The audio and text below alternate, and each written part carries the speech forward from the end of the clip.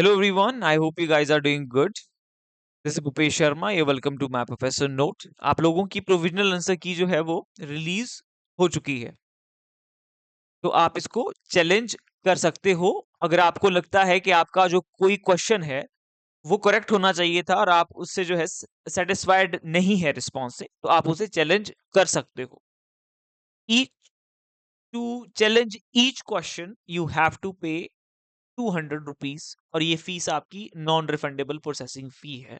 ठीक है, अगर किसी बच्चे का रिस्पॉन्स करेक्ट होता है तो वो फी मेरे ध्यान से रिफंड की जानी चाहिए, क्योंकि वो गलती आपके एक्सपर्ट पैनल की है। ठीक है, students already have paid the fee, मेरा ये मानना है।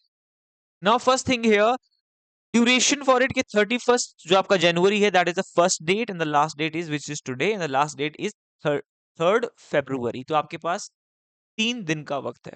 You have 3 days to do the challenge. अब इसमें एक चीज ये है कि बच्चों को जो ज्यादा एक कंफ्यूजन रहता है, दैट्स क्या सबको ही चैलेंज करना पड़ेगा? Like if there are 20 student, अगर उसमें से कोई एक भी बच्चा आपका चैलेंज करता है और वो आपका जो क्वेश्चन आपने चैलेंज किया है दैट इज फाउंड करेक्ट, तो क्या होगा?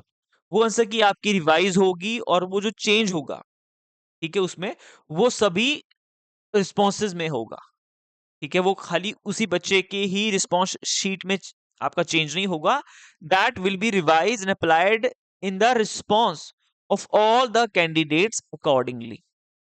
ठीक है, आप सबकी जो है इंडिविजुअल आंसर की जो है क्या होगी, वो रिवाइज होगी उसके बेसिस पे। ठीक है, तो अगर कोई एक भी चैलेंज कर लेता है दैट इज इनफ। ठीक है, सब लोगों को चैलेंज करने की कोई जरूरत नहीं है। ऑलराइट, और इंडिविजुअली आप लोगों को कोई ये इन्फॉर्म नहीं करेंगे। एक अगर आपने चैलेंज करा है, इफ यू आर सीइंग के आपको सामने से कोई एक्नॉलेजमेंट मिलेगा कि आपका एक्सेप्ट हो गया है या नहीं एक्सेप्ट हुआ है, ठीक है, there is no provision of that sort. ठीक है, रिस्पॉन्स आपको नहीं मिलेगा इस केस में। तो जो फाइनल जो फिर आपकी की होगी, उसके बेस पे आपका रिजल्ट जो है वो अनाउंस होगा, डिक्लेयर्ड होगा। नाउ और यहाँ पे आपका प्रोसेस है, प्रोसीजर है। Lot of student find it difficult to check their answer key, है ना? तो आपका टॉप पे ही जब आप जाओगे वेबसाइट पे, ऊपर टॉप पे क्या है आपका, आपको लिंक मिल जाएगा। वहां पे आपको क्लिक करके अपना application number, date of birth से आपको लॉग इन करना है। सिक्योरिटी पिन को जो आपका डिस्प्ले हो रहा है उसे सबमिट करना है। मतलब आप पढ़ के आराम से अपनी चीजें कर सकते हैं। ठीक है, तो इस तरीके से आपको जो है आपकी आंसर की का एक्सेस भी मिलेगा और चैलेंज करने के लिए भी आपके पास ऑप्शन होगा। दूसरी कई बार क्या चीज होती है कि आप ना क्वेश्चन आईडी के साथ जो सामने ऑप्शन दिया होता है राइट आंसर का, उसे मैच करने लगते हो। ठीक है, क्योंकि आपका क्या पता जो ऑप्शन है वो अलग हो।